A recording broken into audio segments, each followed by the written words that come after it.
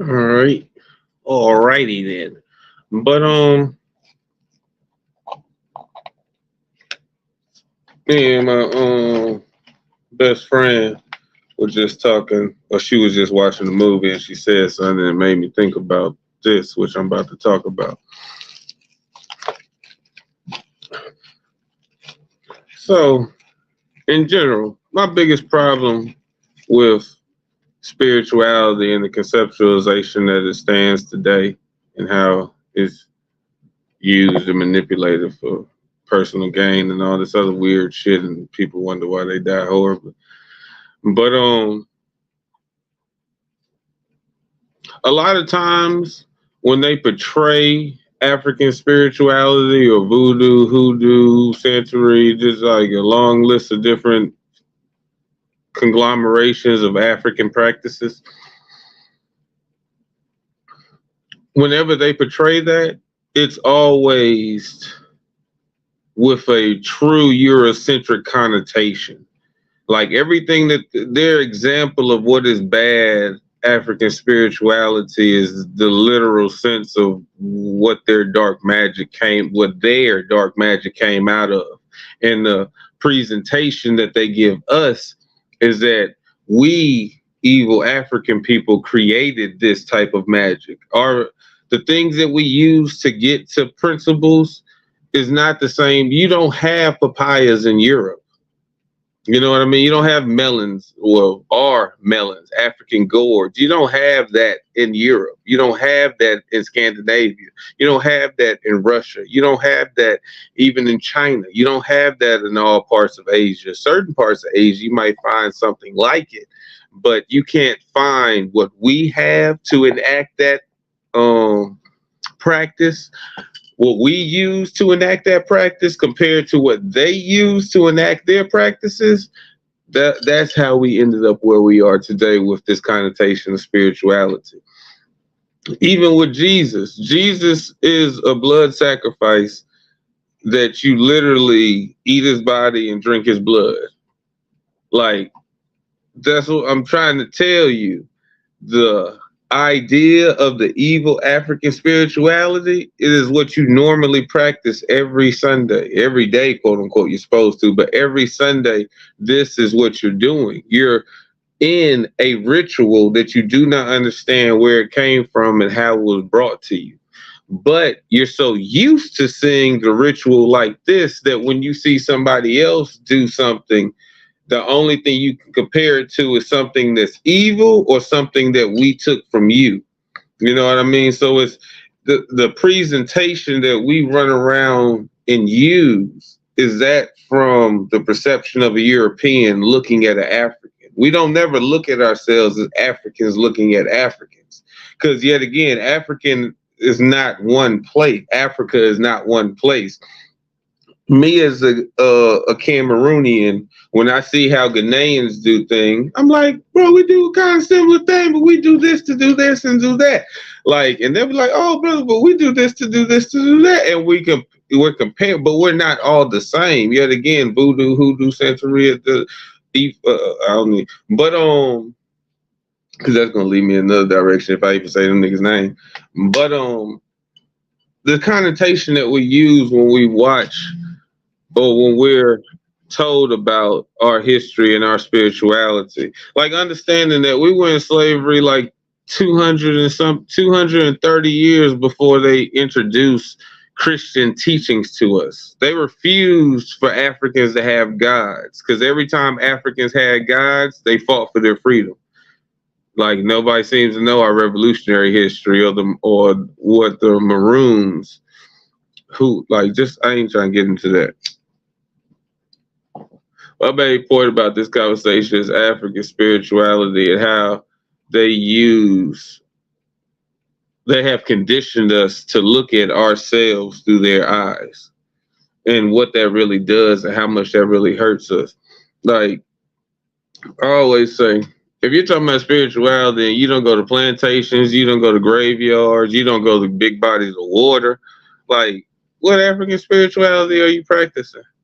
You're chanting.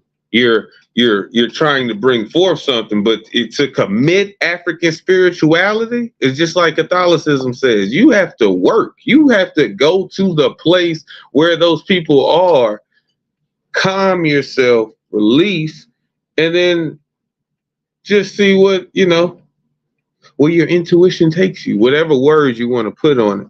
You know what I mean? But just, I don't hear anybody say that. I don't hear anybody, because that's something you can't play with. You know what I mean? I can sell you spirituality, crystals, and tarot cards, but if we go out in that graveyard and I start talking this shit, I probably won't make it about 2 or 3 days after, because you can play like that. You can play like that in this realm. When you start mixing realms, that shit is not, it's not tolerated at all.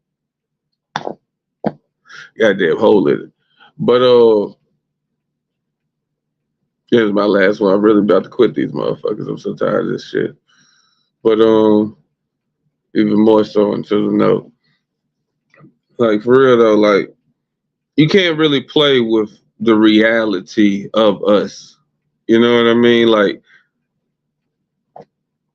you can say so, you can be talking to somebody and tell somebody about your grandmother, and then a few hours later, the same thing you were just talking about, you'll see in public, or you'll hear it, or you'll get the smell, because you have invoked their name in a righteous way, hopefully, in a righteous way, and then you get that which comes with it, like speaking into existence, manifestation. Who are you bouncing this idea off of? What, you think you're by yourself in this big ass universe, this fucking cosmic?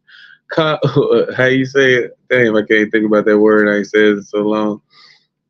But in this big ass universe, you think that you're like, please help me get $1 million, and then the universe, whatever that means, because it's not full of ancestors, it's not full of souls, it's not full of energy, the shit that makes us, the true thing that's inside of me that sparked this in my eye, just like that fucking spark that's in the light bulb.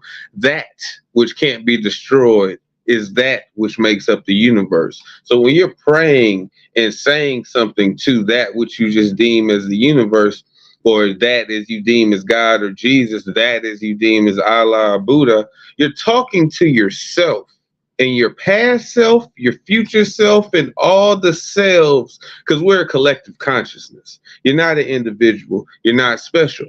We are the shit. I am not the shit.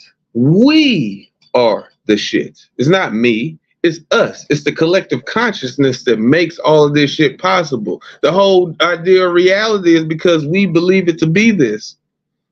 But yet again, but when we pray out loud and when we pray to the universe and all these other names and titles that we give it, we don't really understand that that's us that we're talking to. We're relaying energy. And then if we commit the right acts and put ourselves in the right position, that which we ask for will come right to us, good or bad. I told somebody that had a hard time hearing what I was saying in general. Hopefully things get better. But goddamn, I told the person, you get what you truly want, what you truly think, what you consciously say to yourself, what you constantly tell yourself, that's what you're creating. Doesn't matter what you say out your mouth. Unless you're in tune with yourself, that's a whole different conversation. But for majority of people, hopefully, that see this video, well, hopefully you're in tune with yourself. But also the other side is that what you say out your mouth doesn't have shit compared to the thoughts that you think. And that's why everything keeps turning out bad. That's why everything keeps turning out negative, because you think that. You believe that shit in your head. The shit I survived, nigga, only way I could survive is because I create my own reality. That's period. The shit I do and the way my life, nigga, I create my reality. And I'm not part of somebody. Like I learned this a long time ago also. You better make a change for somebody makes the change for you. Change is inevitable. Change is always going to happen. It's always going to come. The point is, are you the one making a change and trying to do something different, or are you waiting for somebody to change shit for you? Because it's going to change. You don't have to worry about that at all. It's going to change. But are you the one that's moving into a positive change, or are you just waiting for a change to happen to you? Yet again, are you reacting, or are you productively progressing? Because if you're just reacting, then it is what it is. But if you're productively progressing, because you could also be negatively regressing, or you could just be stagnant, waiting on something to happen. So it's like what do we use our time? How do we really think about ourselves? Do we actually do you go see, like, you loved your grandmother, but you don't never go to a grave site? You don't clean it off, you don't take flowers, you don't even go there on the birthday, death date, favorite holiday. Oh, Miss Grandma's cooking on Thanksgiving. Go fucking see her on Thanksgiving. I just don't understand why that's so, it's paying respects. Like, if I don't, people that know me, I say a lot of crazy shit. I survive a lot of crazy shit. I think all kind of shit. But to say that I'm not spiritually in tune and on, when I'm on my path, it's so evident. You know what I mean? It's so evident. I don't have to think oh, that might be a sign that I'm doing the right thing. It's like, nigga, it wouldn't happen no other way unless I was doing the right thing. You know what I mean? That's what I mean. I'm sure of myself because I'm spiritually in tune. Am I perfect? Hell nah. That's flawed thinking. The thing that makes you special, quote unquote, or makes you as a human being perfect is your imperfections. Our collective consciousness, our collective disperses, is that what makes us unique and special? It's Poppington, Clean Base TV.